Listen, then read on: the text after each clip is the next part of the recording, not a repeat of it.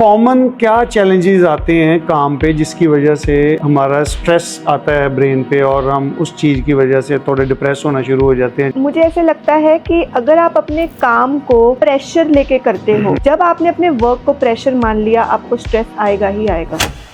अब totally system change हो चुका है। वाइफ भी वर्किंग है, हस्बैंड भी काम कर रहे हैं। आपको क्या लगता है ये चीज सही है? चाहे कोई होम मेकर वाइफ है, ठीक है, चाहे कोई वर्किंग वाइफ है, मैटर क्या करता है कि रिलेशनशिप को आप दोनों कितना टाइम दे रहे हो। ओके। फैमिलीज में पेरेंट्स हो गए, वो बेसिकली जो अपने अनफुलफिल्ड ड्रीम्स होती हैं, वो उस पे बच्चे को प्रेशराइज के आपने डॉक्टर बनना है। Let the child grow.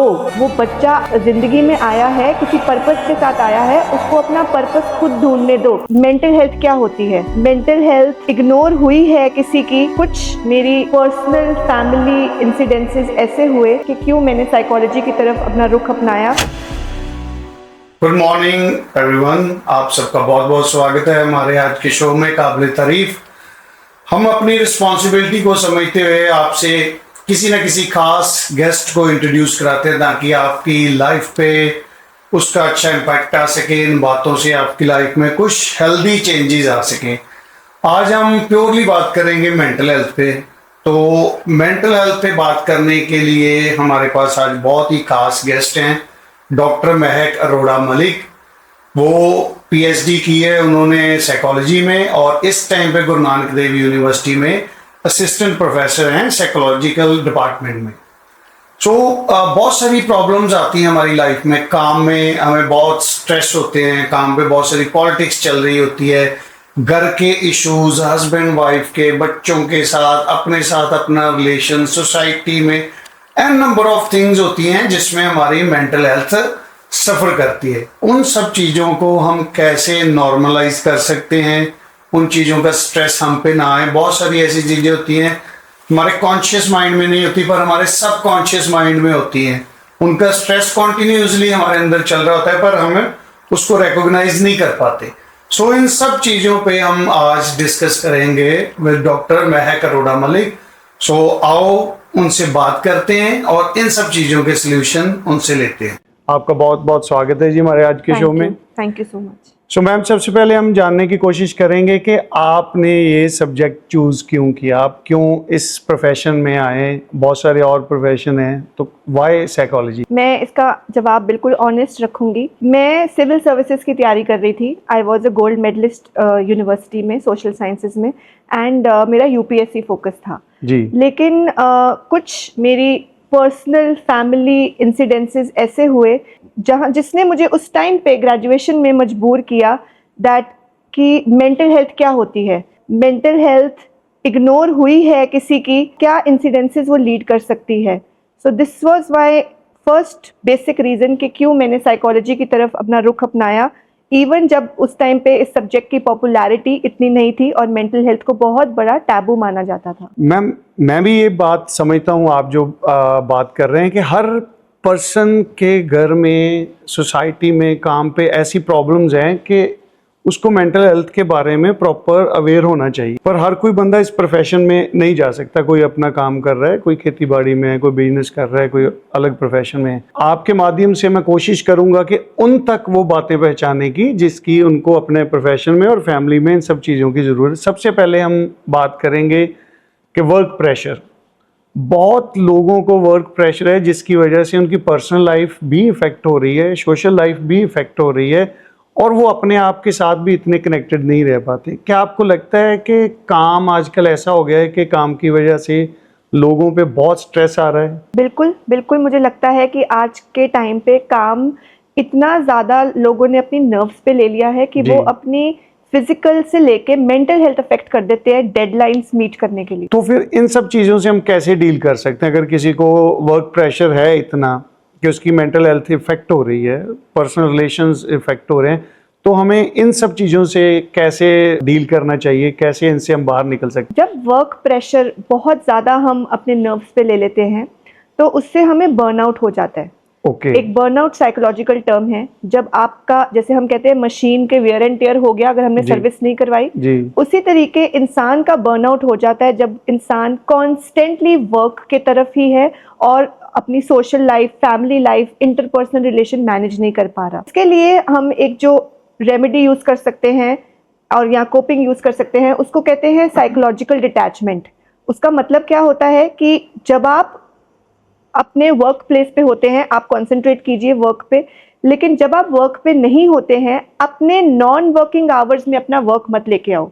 यानी कि keep your emails away, keep your phone away.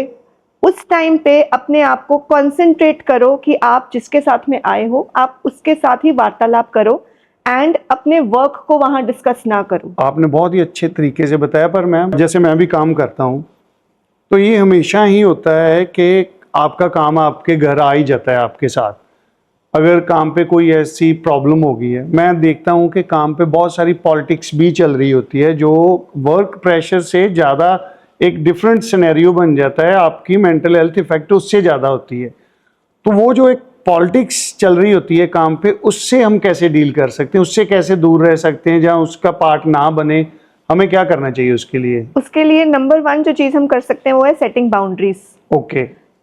अगर हमें बाउंड्रीज सेट करनी आ जाए जिनके साथ जो पॉलिटिक्स का शिकार हो रहे हैं, जी। You are good to go. आपको सिर्फ अपनी बाउंड्री सेट करनी है, आपने कहाँ पे कंसंट्रेट करना है, कहाँ पे नहीं करना। अगर आप वर्क कर रहे हैं तो आप अपना वर्क डेडिकेशन से करो, आपने पॉलिटिक्स में नहीं फंसना है। आपने अपनी बाउंड्रीज बना के रखनी है कि इस टाइम पे ये मेरा वर्क है, मुझे मेरे इस वर्क को मेरी जरूरत है and not the other things. Okay, ये बहुत इंपॉर्टेंट है कि हम अपनी बाउंड्री सेट करें। मेजर रीज़न है कि अगर कोई किसी की बाउंड्री क्रॉस करता है तो प्रॉब्लम स्टार्ट होती है।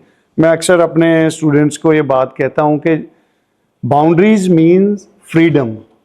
तो जैसे इंडिया की बाउंड्री है, अगर इसके अंदर हैं तो हम आज़ाद हैं। अगर हम एक बाउंड्री क्रॉस करके चले जाएं विदाउट एनी परमिशन, तो हमारे लिए एक बड़ी डिफरेंट लाइफ बन जाएगी। सो बहुत ही इंपॉर्टेंट बात की आपने बाउंड्रीज के बारे में। और जैसे बहुत एन नंबर ऑफ प्रोफेशन हैं, कोई लॉयर है, कोई डॉक्टर है, कोई फार्मर है ना। तो कॉमन क्या चैलेंजेस आते हैं काम पे जिसकी वजह से हमारा स्ट्रेस आता है ब्रेन पे और हम उस चीज़ की वजह से थोड़े डिप्रेस होना शुरू हो जाते हैं, जहाँ हमें एंग्जाइटी, रेस्टलेसनेस, ऐसी चीज़ें आनी शुरू हो जाती है। तो कॉमन चैलेंजेस क्या हैं काम पे जो रहते हैं? ओके, मुझे ऐसे लगता है कि अगर आप अपने काम को प्रेशर लेके करते हो जी। और प्रेशर को आप पैशन नहीं लेते हो, तो सबसे पहले कोई भी प्रोफेशन हो, चाहे वो लॉयर्स हैं, डॉक्टर्स हैं, टीचिंग है, जब आपने अपने वर्क को प्रेशर मान लिया, आपको स्ट्रेस आएगा ही आएगा। अगर आप अपना वर्क पैशनेटली इंजॉय करके करते हो, Yes. तो आपको कभी वर्क बर्नआउट नहीं हो सकता। वो आपका वर्क, जैसे मेरे लिए मंडे ब्लूज कोई शब्द नहीं है। I love Mondays. मुझे मंडेज को काम करना बहुत पसंद है। मुझे अच्छा लगता है जब मैं अपने वर्क पे जाती हूँ, पढ़ाती हूँ, क्योंकि या मैं क्लाइंट्स देख रही हूँ, क्योंकि मेरे लिए वर्क मेरी एक पैशन है। मैंने वर्क को कभी स्ट्रेस लेके काम नहीं किया। मैंने वर्क को चैलेंज जरूर लिया है, लेकिन मैंने वर्क को कभी प्रेशर लेके काम नहीं किया। बहुत ही प्यारी बात कही आपने यहाँ पे। मुझे लगता है कि प्रॉब्लम मैम वहीं आती है जहाँ आप काम कर रहे हो सिर्फ फॉर मनी। यस। पैसे आपको चाहिए, आपको मजबूरी है वो काम करना, मजबूरी में कर रहे हैं। कोई भी काम अगर हम घर का ही कोई काम है मजबूरी में करेंगे तो हमें उतना उसमें मज़ा भी नहीं आएगा और उसके साथ वो हमारी बात भी नहीं बनेगी। एंड बहुत सारे लोग सोचते हैं कि जो ऑनर होता है, जो एम्प्लॉयर होता है, उसको कोई स्ट्रेस नहीं है, उसको कोई प्रॉब्लम नहीं है। एम्प्लॉयज़ को ही सारा स्ट्रेस वो दे रहे हैं, उनको ही ज़्यादा प्रॉब्लम नहीं।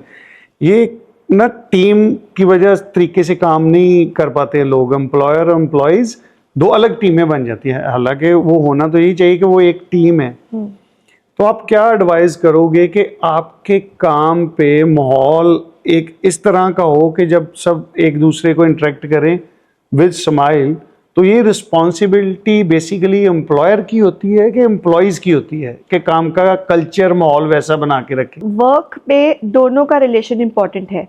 जो एक राइट लीडर होगा वो अपने साथ अपनी टीम को साथ लेके चलेगा। वो कभी भी अपनी टीम को इग्नोर नहीं करेगा।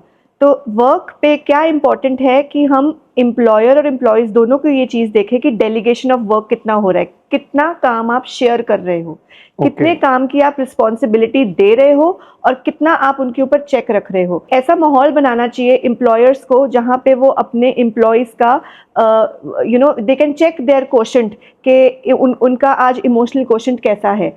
अक्सर एम्प्लॉयर ये पूछ लेता है तुमने डेडलाइन के पहले काम सबमिट किया कि नहीं किया, बट क्या ये चीज पूछी जाती है कि आपने जो डेडलाइन के ऊपर काम करना था, क्या तुम्हारी हेल्थ ठीक है, तुम्हारा माइंड ठीक है, तुम खुश हो, तुम अच्छे से काम कर रहे हो, प्रेशर में काम नहीं करना।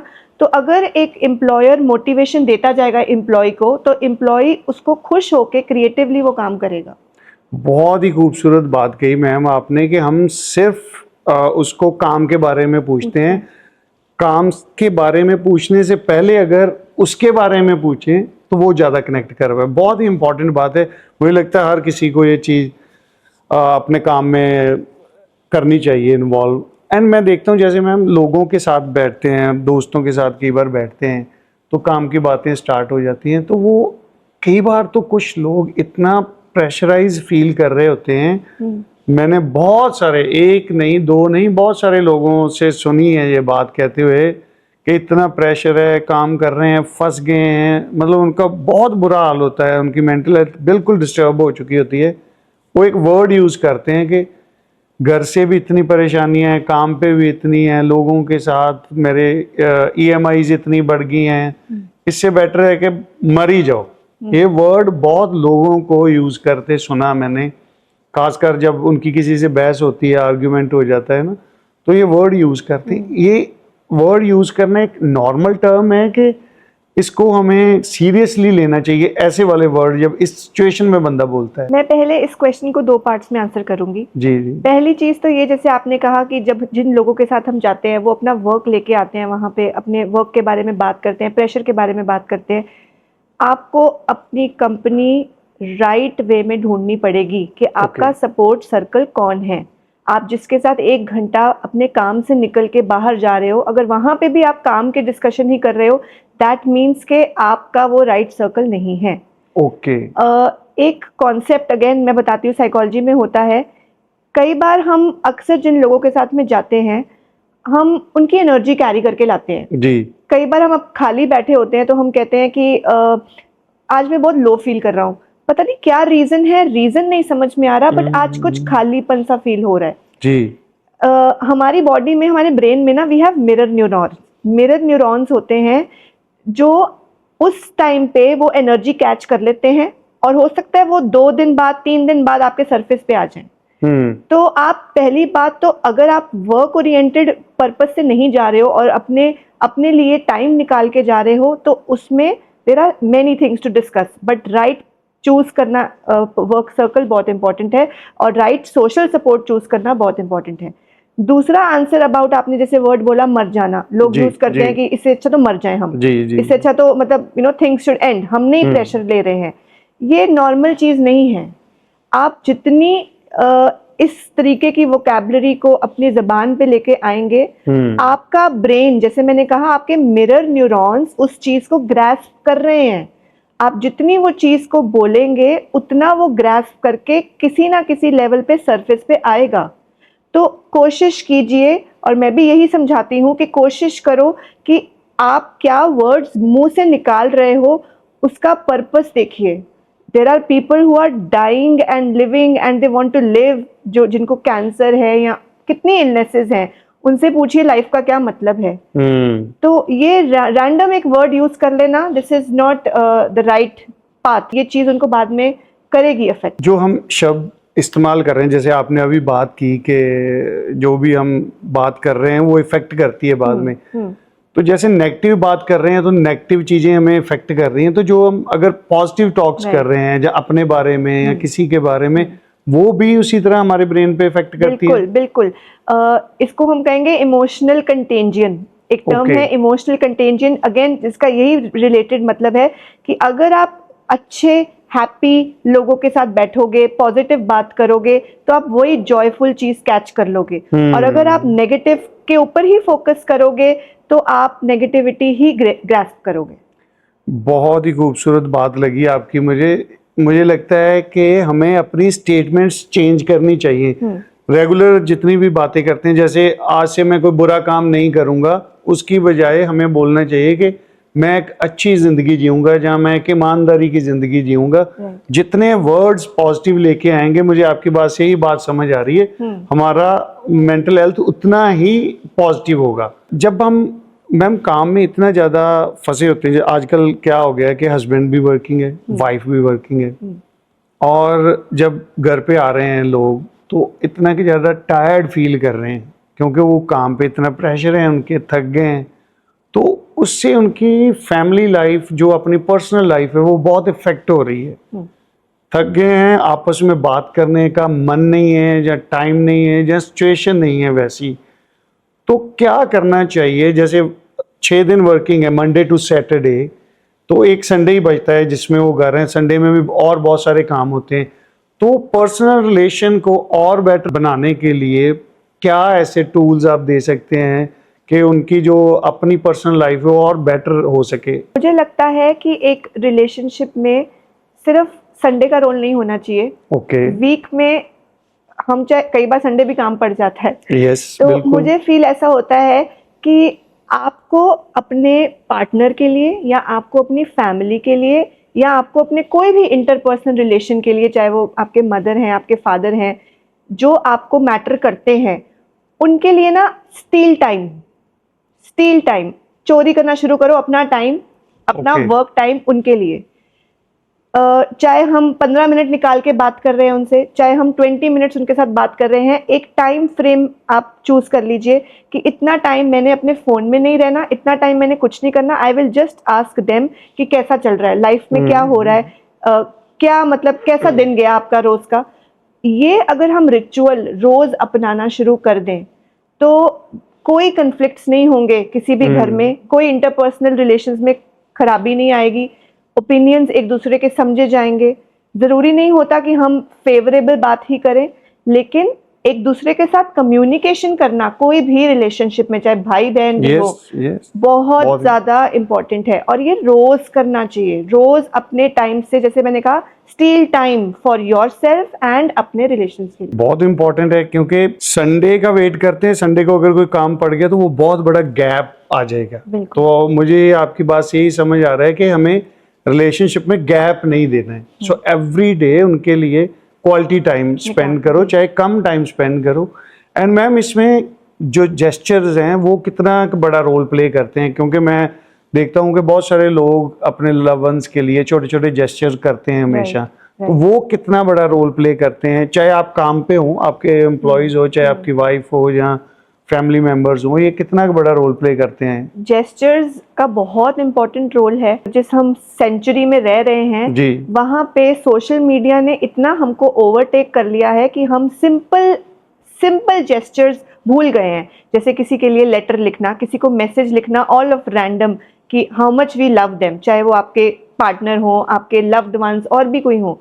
तो जेस्चर्स इज इम्पॉर्टेंट कि आप वो चीज़ करो। एक फेज होता है, जैसे कहते हैं, जैसे अक्सर मैं देखती हूँ, मेरे क्लाइंट्स भी होते हैं 40 प्लस ईयर्स, जिनकी 10-15 साल से शादी चल रही है, वो कहते हैं कि अब हम बोर हो गए हैं। यू नो, आपने देखा है एक्स्ट्रा मैरिटल कॉन्सेप्ट्स कितने ज्यादा आ गए हैं। उसमें जेस्चर्स का रोल ही इंपॉर्टेंट होता है कि आप अपने फेस को फिर से लेवेंडर फेस कर दो। आपने उस इंसान को डेट किया था, या जब आप उस इंसान के साथ ग्रो करे हो, वो फेस दोबारा वापस ले आओ। तो उसके लिए जेस्चर्स का ही रोल इम्पॉर्टेंट है। उसके लिए जैसे मैसेजेस कर लिए, रैंडम तारीफ कर दी, क्योंकि आज के टाइम पे अगर आप किसी की तारीफ करके मैसेज भी कर दोगे, वो कहेगा कि क्या आपको काम है मेरे से कोई। तो हमने क्योंकि इसको नॉर्मल नहीं बनाया, we have not normalised this. तो जरूरी ये है कि इसको हम नॉर्मलाइज करें, और इसके ऊपर हम जितनी बात करेंगे, जैसे आपने बात करी, and it is such an important question, उतने लोगों को ये रीच आउट करेगा कि किसी को स्पेशल फील कराने के लिए ऑल ऑफ अ सडन आप उसके लिए जेस्चर्स करना शुरू करें। बहुत बढ़िया बात मैम। मैंने ना अभी थोड़े दिन पहले एक रील देख रहा था, तो जिम में 7-8 लड़कियां थी, होंगी कोई अराउंड 40-45 के अराउंड। उनके ग्रुप में उन्होंने एक चैलेंज दे दिया कि हर कोई लड़की स्पीकर पे फोन करके अपने हस्बैंड को आई लव यू बोलेगी। तो उन्होंने कॉल किया, कोई आई लव यू टू बोल रहा है, तो 1-2 जाने आगे से बोलते क्यों, क्या हुआ है, मतलब इस तरह का रिस्पॉन्स। तो इसका मतलब ये है कि उस चीज में गैप है, वो रेगुलरली वो वर्ड यूज नहीं कर रहे हैं। तो मुझे यही समझ आ रहा है आपकी बात से कि ये गैप नहीं आना चाहिए। चाहे आपके दोस्त हों, चाहे आपकी वाइफ है, चाहे गर्लफ्रेंड है, चाहे मॉम है। और जैसे हम रह रहे हैं पंजाबी कम्युनिटी में, पहले तो मैम आपको ये बात कहूँ कि आपने मेरा माइंड का एक उस सिस्टम चेंज कर दिया है। जो मैंने आपसे क्वेश्चन करने थे वो बहुत नेगेटिव टॉक थी, नेगेटिव चीज़ें डिस्कस करनी थी कि इनको पॉजिटिव कैसे करें। आपने वर्ड दे दिया कि हम ज़्यादा पॉजिटिव बातें करें, पॉजिटिव चीज़ों के बारे में सोचें, तो मैं अब दूसरे तरीके से फ्रेम करने की कोशिश करूँगा। तो हम जैसे पंजाबी कम्युनिटी में रहते हैं, तो इसमें जैसे मैं अपने को देखूं, बचपन से ही मैंने अपने मदर को अपना प्यार कभी इजहार ही नहीं किया कि मैं आपसे बहुत प्यार करता हूं। ये कहना एक बहुत बड़ी हेजिटेशन थी कि माँ को आई लव यू कैसे बोलेंगे। वो इतना गैप आ गया कि जैसे मेरे वाइफ कई बार मुझे बोलेंगे कि मम्मा को बोलो आई लव यू, तो अगर मैं बोल भी दूँ हिम्मत करके तो आगे से मेरे मम्मा शर्मा जाएंगे। तो ये इतने बड़े जो गैप पड़ गए हैं, वो इसका रीज़न यही है कि हम एक दूसरे के साथ वो बातों को हमने बहुत बड़ा बना लिया है जो एक नॉर्मल बातें हैं। तो इस चीज़ से, जैसे आपने बात की एक्स्ट्रा मैरिटल अफेयर की, डाइवोर्स कितने हो रहे हैं हस्बैंड वाइफ में, जो एक नॉर्मल चीज़ें थी बिफोर मैरिज, चाहे वो लव मैरिज हो, आफ्टर मैरिज वो चीज़ें ख़त्म हो जाती हैं। उसको कंटिन्यू रखने के लिए ये चीज़ें हम कैसे अपनी लाइफ में, छोटे छोटे कुछ आप बता सकते हैं टिप्स कि डेली लाइफ में हमें कैसे, चाहे हम एक्ट ही करना पड़े, हमें क्या करना चाहिए जब हम शाम को घर पे आते हैं काम से, हमें क्या एक दो चीज़ें एक दूसरे के लिए करनी चाहिए डेली रूटीन में कि वो गैप ना आए इतना बड़ा। जैसे मैंने प्रायर आंसर दिया आपको कि लेवेंडर फेज लाना ज़रूरी है, तो ज़रूरी नहीं होता कि हम कोई physical expression of love show करें, चाहे वो हग्स हो गई, चाहे वो इंटीमेसीज हो गई, बट एक इंसान के साथ बैठना वही बहुत बड़ी बात है। जैसे आपको एक दूसरे की साइलेंस में बैठना आना चाहिए।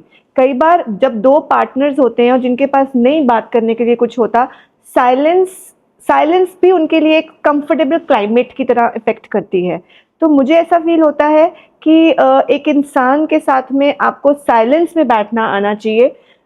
रिलेशनशिप जैसे हम बात करें, आजकल क्यों लोग एक्स्ट्रा मैरिटल रिलेशनशिप में जा रहे हैं या क्यों एक रिलेशनशिप की तरफ नहीं डेडिकेटेड होते, क्योंकि कहीं ना कहीं उनको म्यूचुअल अंडरस्टैंडिंग नहीं आती है एक दूसरे के साथ साइलेंस में बैठने की।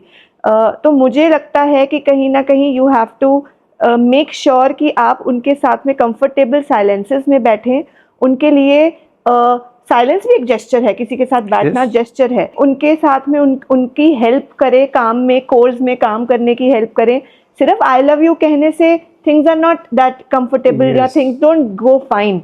कई बार ये टर्म को बहुत ओवर एग्जैजरेट मुझे लगता है लोग करते हैं, स्पेशली आजकल की जो जेन जी है उनके लिए ये बहुत इजी टर्मिनोलॉजी है। हम लोग मिलेनियल बॉर्न है, तो हमें अपने पेरेंट्स को आई लव यू कहने से एक हेजिटेशन होती है, लेकिन कुछ छोटे छोटे एक्ट्स होते हैं जो हम अपने पार्टनर के लिए, अपनी फैमिली के लिए करें। जैसे विदाउट टेलिंग देम उनका फेवरेट फूड ले आए हम जी, उनके साथ में बैठ जाएं, अच्छा कैसा चल रहा है काम।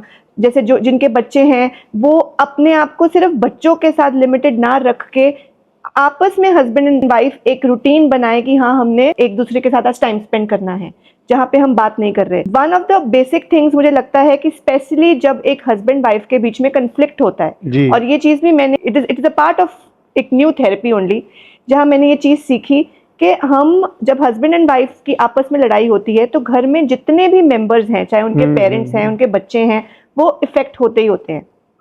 नाउ करना क्या चाहिए कि जैसे पब्लिक प्लेस में जाके, जैसे एक कैफे में जाके, आप जिस दिन आपकी लड़ाई हुई है या कोई कंफ्लिक्ट हुआ है, आपको लगता है आप नहीं सॉर्ट कर पा रहे हो, आपको पब्लिक प्लेस में जाके उस पार्टनर के साथ में बैठ जाना चाहिए, ताकि आप उसके साथ, क्योंकि हमें पता है पब्लिक प्लेस में बैठने का मतलब है हम सोशली कॉन्शियस हो जाएंगे, हम नहीं चीखेंगे, हम नहीं चिल्लाएंगे।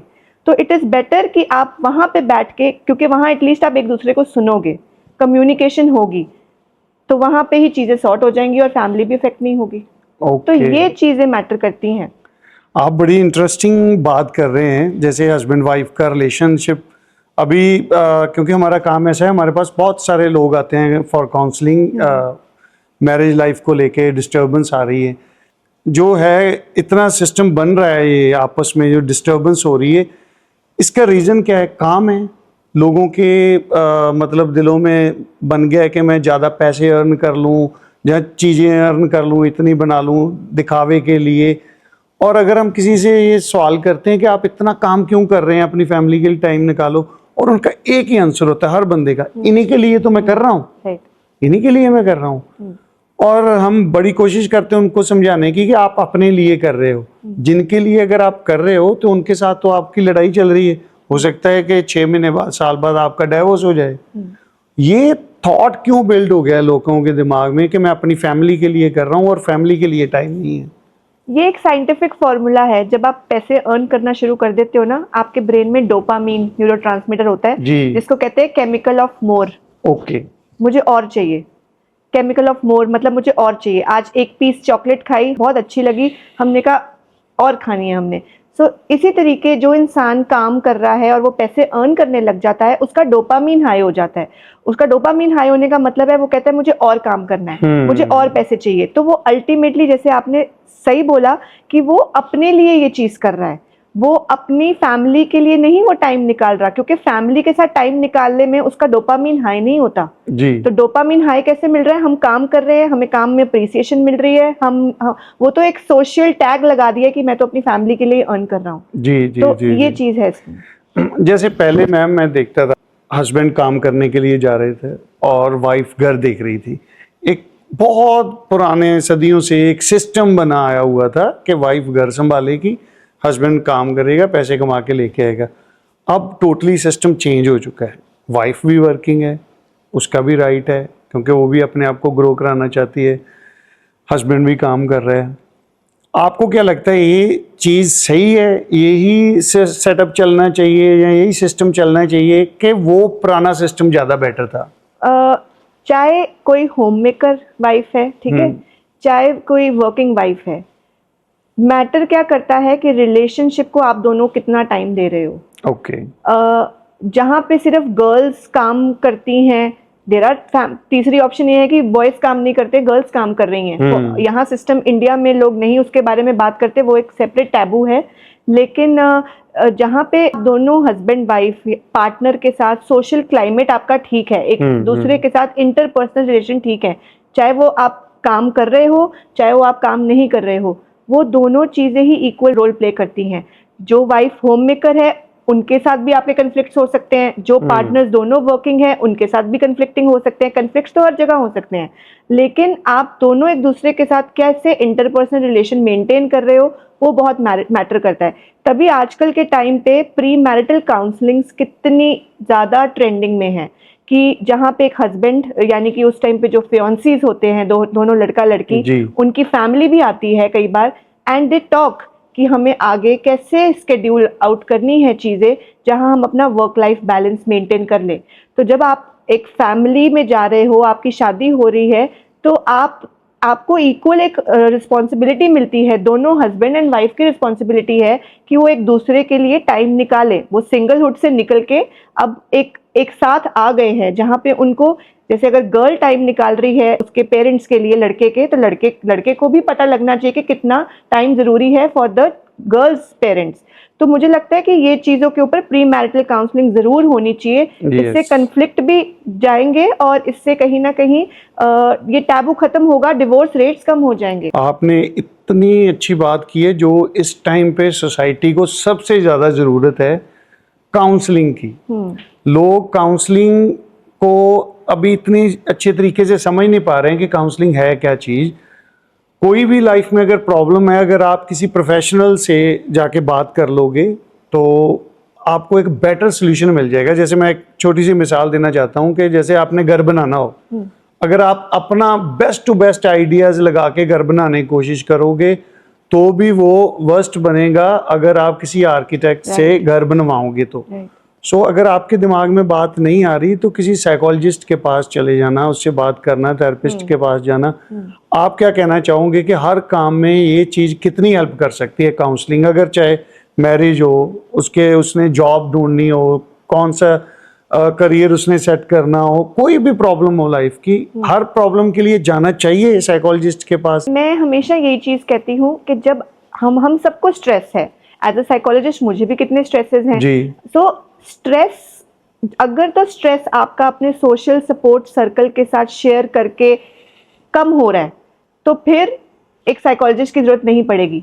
लेकिन अगर वही स्ट्रेस डिस्ट्रेस बन जाए, मतलब आप रोज उसी स्ट्रेस के बारे में सोचते जा रहे हो, आपका सोशल सपोर्ट सर्कल जिसके साथ भी आप बात कर रहे हो आपको वो नहीं हील कर पा रहे हैं, आपको उनसे बात करके भी कंफर्टेबल नहीं लग रहा, दैट इज द पॉइंट जब आपको काउंसलिंग की जरूरत है। और क्योंकि एक सोशल सपोर्ट आपको एडवाइस देगा, एक काउंसलर आपके ऊपर या एक मेंटल हेल्थ थेरेपिस्ट या एक क्वालिफाइड पीएचडी प्रोफेशनल आपके ऊपर थेरेपीज लगाए। ये ना बहुत इंपॉर्टेंट क्वेश्चन था, मुझे बहुत सारे लोगों ने पूछा था कि हमें कैसे पता चलेगा कि हमें कब जाना है किसी प्रोफेशनल के पास।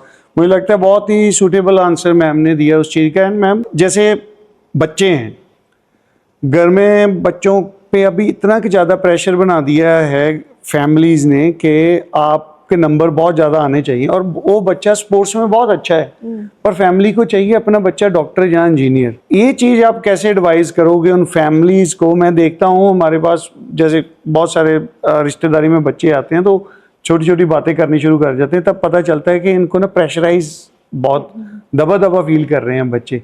तो फैमिली को उस टाइम पे डिसीजन लेने के लिए अगर साइकोलॉजिस्ट की हेल्प मिल जाए तो बहुत बढ़िया है।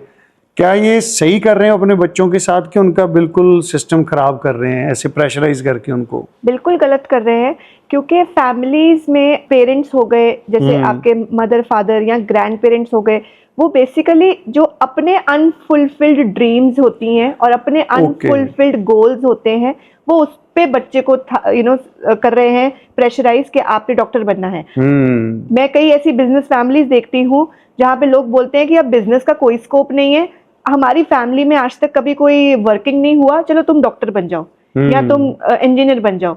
एक पैटर्न ब्रेक हो जाएगा हमारी फैमिली का।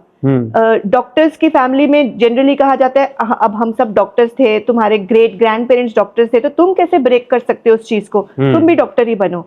तो मुझे लगता है कि पेरेंट्स और ये जो मतलब सारा माहौल इस तरीके का है कि वो अपने अनफुलफिल्ड गोल्स और ड्रीम्स वो बच्चे पे कर रहे हैं।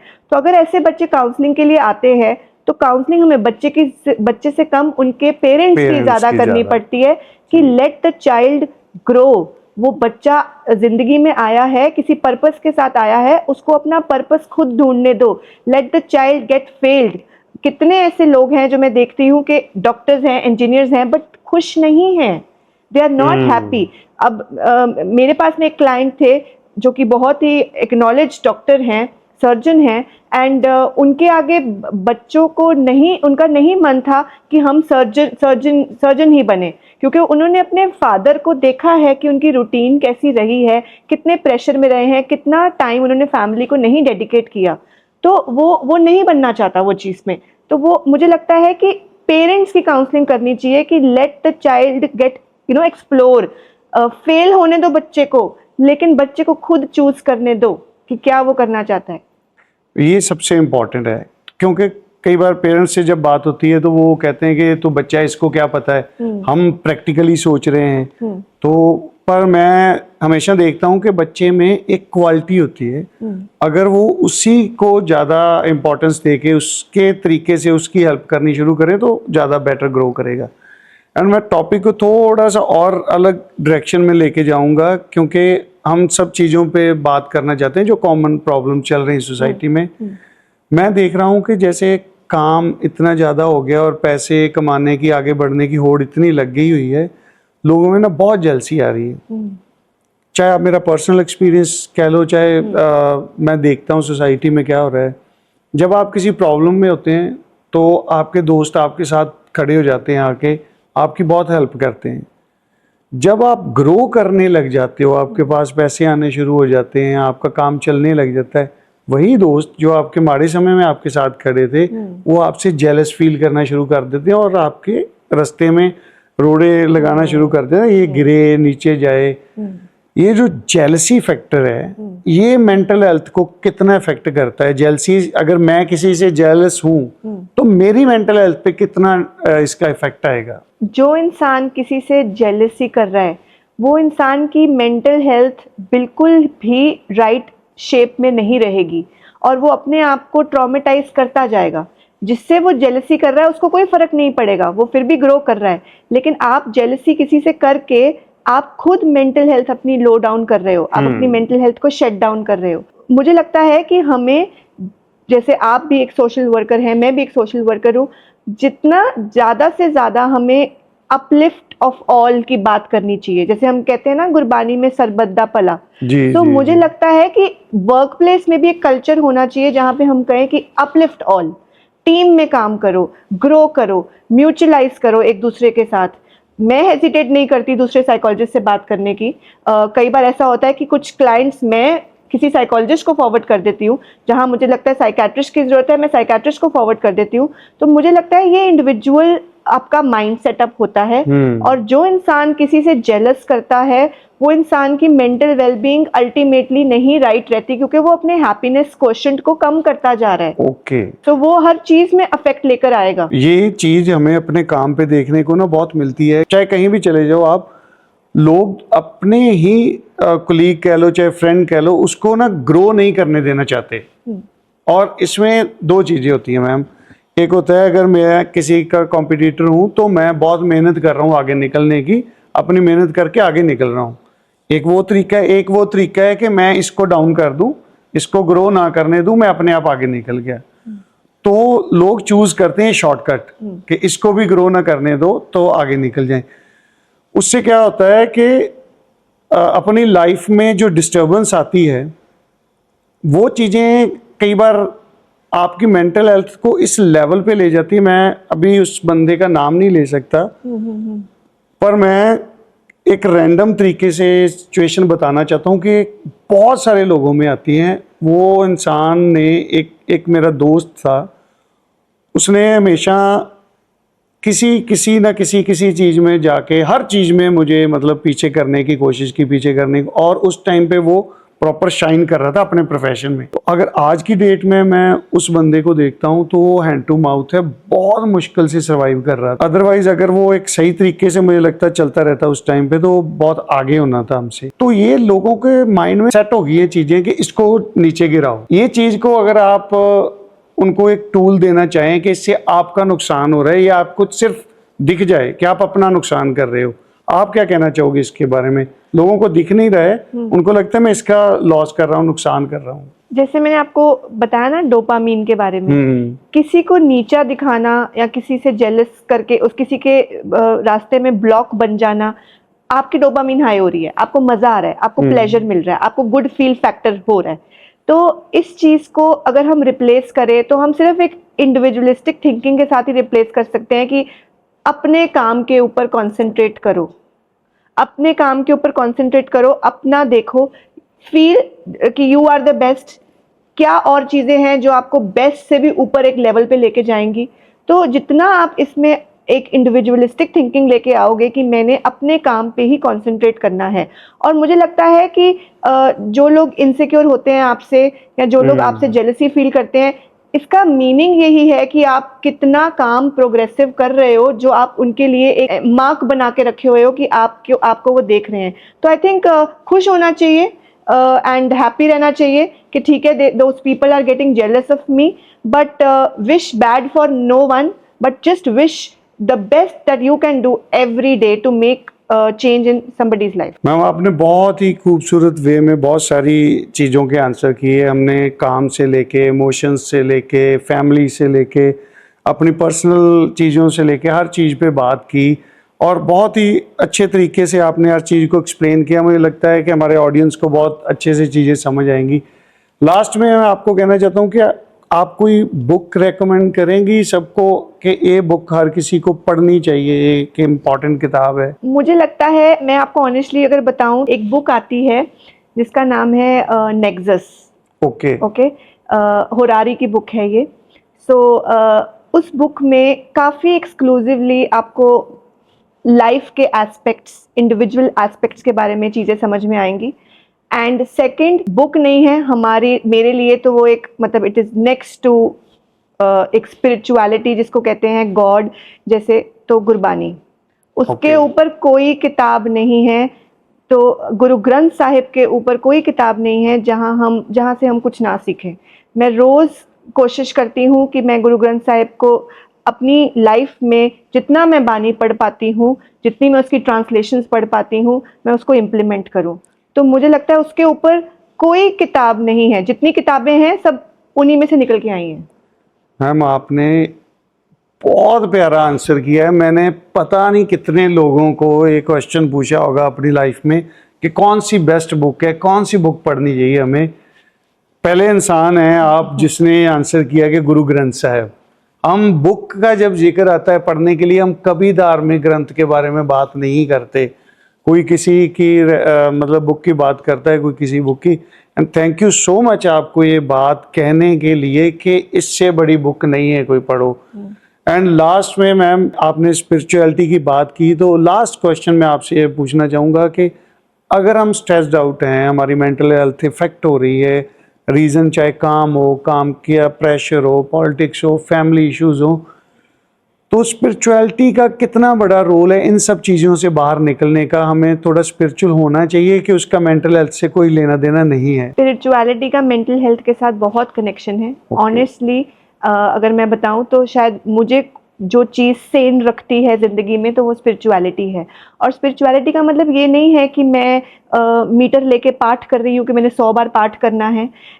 मैं स्पिरिचुअलिटी को समझती हूँ कि मैं जितना किसी को हेल्प करूँ, क्योंकि गुरु ग्रंथ साहिब में लिखा है कि आप जितनी काइंडनेस दोगे आपको उतनी वापस मिलती है। तो मैं एक्सपेक्ट नहीं करती हूँ कुछ चीज़, लेकिन मैं जितना काइंडेस्ट रह सकती हूँ मैं उतना काम करती हूँ। और कहीं ना कहीं मैं ग्रैटिट्यूड जर्नलिंग करती हूँ। ग्रैटिट्यूड जर्नलिंग जैसे एक लाइन रोज़ लिख ली, चाहे मैंने अपने मोबाइल के नोट्स में लिख ली कि आज के दिन में क्या ऐसी चीज़ है जिसके लिए मैं बहुत शुक्रगुजार हूँ। हो सकता है मेरा बहुत ख़राब दिन गया हो सकता है मुझे नहीं, कुछ किसी भी एंगल से मैं नहीं खुश रही हूँ, तो मैं सिर्फ एक लाइन लिख लेती हूँ कि शुक्र है कि मैं आज का दिन सरवाइव कर गई, मेरी सांसें चल रही हैं। तो मुझे ये चीज़ मुझे लगता है दिस इज स्पिरिचुअलिटी। स्पिरिचुअलिटी का मतलब ये नहीं है कि आप जाके गुरुद्वारे में बैठ गए हो या मंदिर में बैठ के पाठ करते जा रहे हो, पूरा दिन बैठ गए हो। 10 मिनट अगर आप वहाँ पे सेवा ले लो, चाहे पानी प्रसाद की सेवा ले लो, चाहे लंगर प्रसाद की सेवा ले लो, मुझे लगता है मैं उसमें ही बस I have done my part. तो स्पिरिचुअलिटी इसको कहते हैं। स्पिरिचुअलिटी और रिलीजन में लोग बहुत कंफ्यूजन करते हैं क्रिएट। तो this is spirituality. Thank you so much Mahak ma'am, आपने बहुत ही प्यारी बातें की और बहुत ही इंफॉर्मेटिव बातें की। तो आपका बहुत बहुत धन्यवाद, आपने टाइम निकाला हमारे शो में आए। Thank you so much. Thank you for calling.